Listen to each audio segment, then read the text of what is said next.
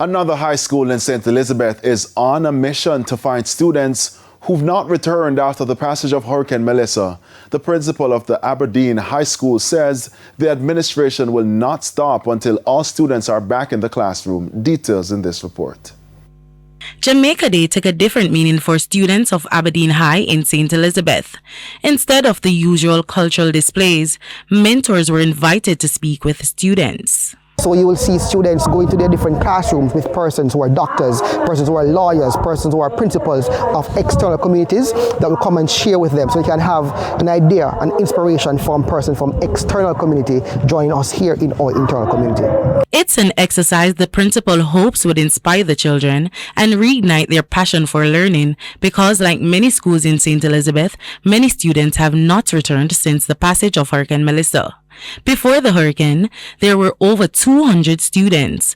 Now, there are 181. What happened initially is that we had to have a rotational model. So we had grade 9s to 12 coming out every day. So we rotated grade 7 and grade 8. But we find that the longer they take to come back to school is fully, we find that they often take a longer time to see the need to come back because some of them may start to find other things to do.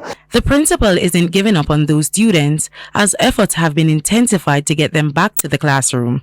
Before the storm, he explained, the school had been seeing improvements in academics.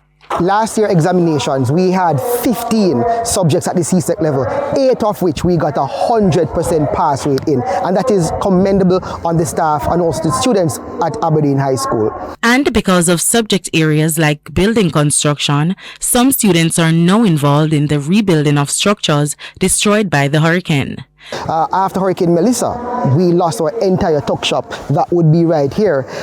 Because we are also strapped for funds, we have our students who are helping with the building from the TVJ students and the TVJ teachers. Because of lack of funding, the school has been relying solely on donations. The school is also in dialogue with the Ministry of Education to get back on its feet. Yannick Williams, TVJ News.